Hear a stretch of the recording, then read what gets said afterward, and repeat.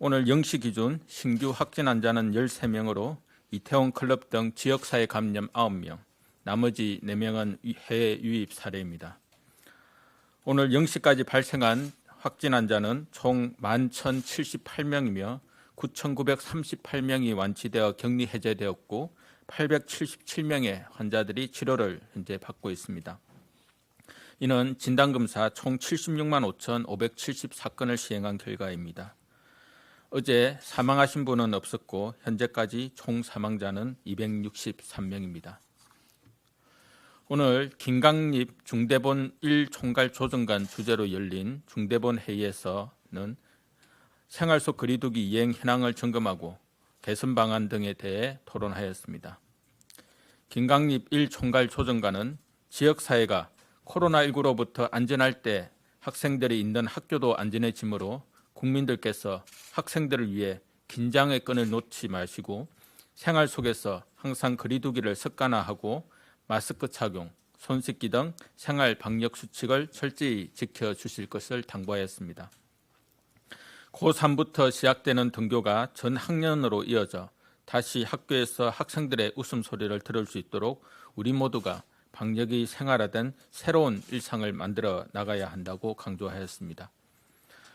정부는 지난 5월 6일부터 생활 속 거리두기를 시행하고 있습니다. 어제 하루 각 지자체에서는 대중교통 4,028개소, 학원, 독서실 800개소 등 총 25,684개 시설을 점검하였고 출입자 발열 체크 미실시, 이용자 명부 작성 미협 등 방역 수칙을 위반한 401건에 대해 행정 지도를 시행하였습니다. 지자체와 경찰, 식약처가 합동으로 매일 클럽, 감성주점 등 유흥시설에 대한 심야 특별 점검도 실시하고 있습니다.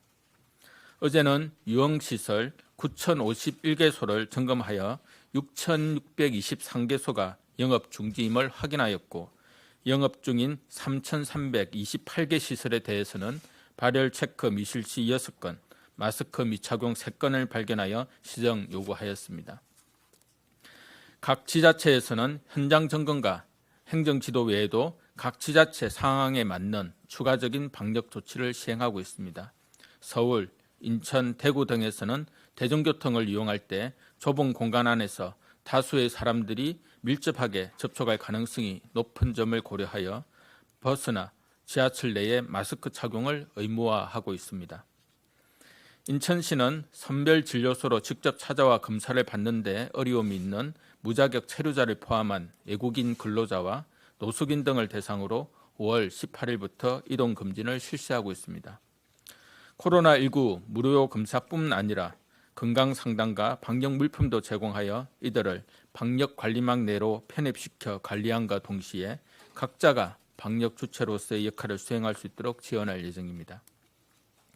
또한 인천시는 6월 1일부터 인천문화예술회관, 청라국제도서관 등 14개 공공기관을 대상으로 QR코드를 활용한 방문자 방역관리 시스템을 시범 도입하여 방문자 관리를 철저히 할 계획입니다.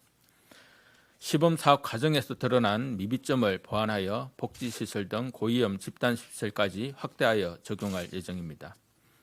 한편 충청남도에서는 5월 16일부터 감염 취약계층이 이용하는 요양원, 요양병원, 노인주간보호센터, 정신병원을 대상으로 집합 제한 행정명령을 실시하고 매일 방역수칙 이행 여부를 점검하고 있습니다.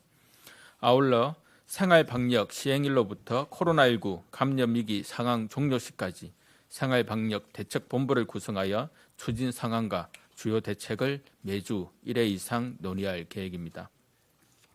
생활 속 거리두기 이행을 위한 지자체와 방역당국의 다양한 시도와 노력이 국민 여러분들의 창의적인 현장에서의 적용 노력에 힘입어 평범한 일상으로의 복귀라는 목적지로 향하는 데 분명한 기여를 할 것이라고 생각합니다.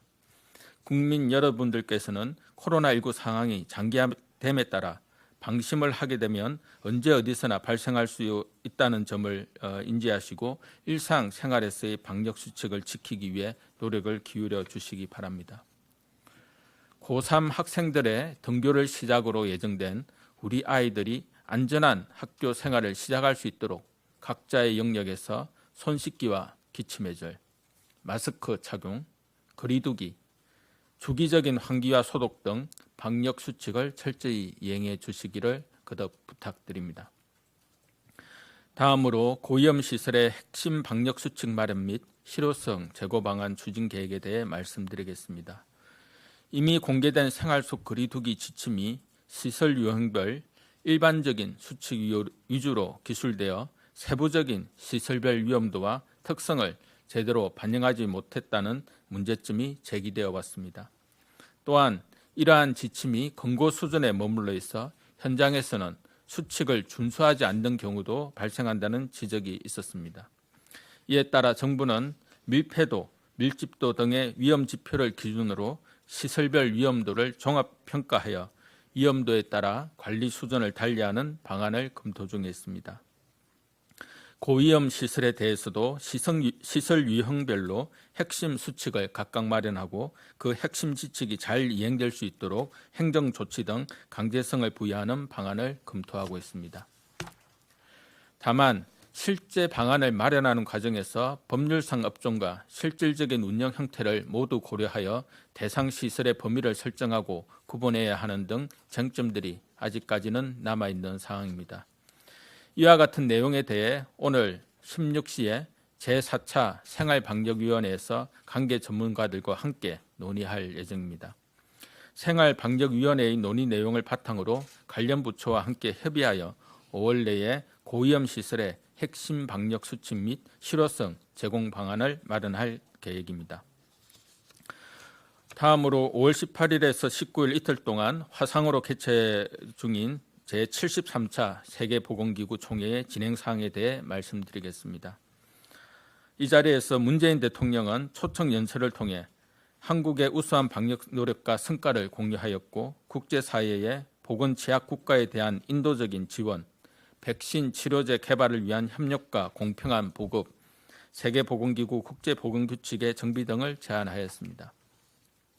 박능우 장관은 기조연설에서 코로나19 이후 변경된 환경에서 일상과 경제를 회복하기 위해 국제사회의 적극적인 협력이 필요하다고 호소하면서 각국의 방역 조치를 저해하지 않는 범위 내에서 과학자, 의사, 기업인 등 필수 인력의 이동을 허용하고 코로나19 관련 각종 정보를 투명하고 신속하게 공유하며 세계보건기구 주도하에 백신 치료제 개발 성과가 모든 사람들이 합리적인 가격에 충분한 수급으로 이어질 수 있도록 정책 의지를 모아야 한다고 제안하였습니다. 아울러 박능우 장관은 코로나19로부터 일상을 회복하기 위한 한국의 시도가 다른 국가의 정책 결정에 좋은 참고가 될 것으로 앞으로도 국제사회가 한국에게 기대하는 역할을 성실히 수행하겠다고 밝혔습니다. 그리고 오늘 19시부터 재개될 총회에서는 한국이 2020년부터 2023년까지 활동하는 34개 세계보건기구 집행이사국으로 확정될 예정입니다.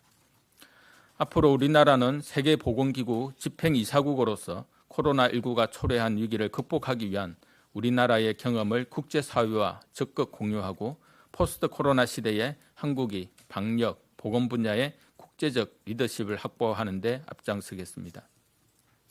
정부는 그동안 코로나19 의심 환자의 의료기관 유입과 지역사회 확산 방지를 위해 선별진료소를 운영해 왔습니다. 코로나19 발생 초기 257개소가 운영되었으나 지속적인 설치로 최대 639개소까지 확대된 후 현재는 전국에 636개소가 운영되고 있습니다. 컨테이너, 텐트 등 일반적인 유형뿐 아니라 자동차 이동형, 도보 이동형 등으로 운영 형태를 확장하였습니다. 현재 56개소에서 운영 중인 자동차 이동형 선별진료소는 감염 예방뿐 아니라 검사 시간을 단축시키는 기능을 하였고 경증 환자를 치료하는 생활치료센터와 함께 K방역의 창의성이 돋보이는 사례로 다른 나라에서도 이를 참고하고 있습니다. 2월 8일부터 5월 18일까지 약 3개월 동안 총 60만 명이 선별진료소에서 검체를 채취하였습니다. 이 중 보건소 선별진료소를 이용한 사람이 35만 명, 의료기관 선별진료소를 이용한 사람은 25만 명입니다. 날씨가 점점 더워짐에 따라 하절기에 선별진료소에서 보호장구를 착용하고 근무하는 의료진들의 어려움이 더욱 커지고 있습니다. 정부는 선별진료소의 에어컨 설치와 운영 시 비말 확산을 방지하고 감염 예방을 최소화할 수 있도록 바람의 방향, 필터 장착 등의 내용을 규정한 운영 지침을 마련하여 5월 18일 안내하였습니다.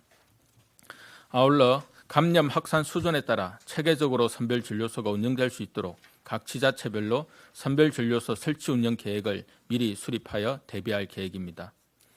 가을철 코로나19 재유행 등을 대비하여 지역 특성에 맞게 선별진료소 설치 유형 및 인력 장비, 물자 확보 방안 등을 마련할 계획입니다. 더워지는 날씨에도 선별진료소에서 환자의 검사와 진료를 수행해 주시는 의료진분들께 진심으로 감사드립니다. 국내에서 첫 코로나19 환자가 발생된 1월은 입김이 서리는 겨울이었는데 벌써 태양의 열기가 느껴지는 여름이 가까워지고 있습니다. 코로나19 상황에서 맞는 첫 여름에 대한 면밀한 사전 점검과 철저한 준비가 필요한 시점입니다. 일반적인 방역 원칙 외에 계절별 요인까지 고려하여 차분하지만 속도감 있게 상황 변화에 최적화된 방역 정책을 만들어 가겠습니다. 이태원 클럽 관련 환자 발생 추이는 안정화되고 있으나 여전히 지역사회에서 감염 경로를 알 수 없는 사항이 계속되고 있습니다. 국민 여러분들께서도 마음의 여유는 갖되 방역 수칙 준수에 대한 긴장의 고삐를 늦추지 않고 생활 속 거리두기 지침을 적극 이행해 주시기를 바랍니다. 국민 여러분들의 수준 높은 시민의식과 협력을 기반으로 만들어진 K방역 체계가 더욱 공고히 자리 잡는 데 더 큰 협조를 해주시기를 부탁드립니다. 감사합니다.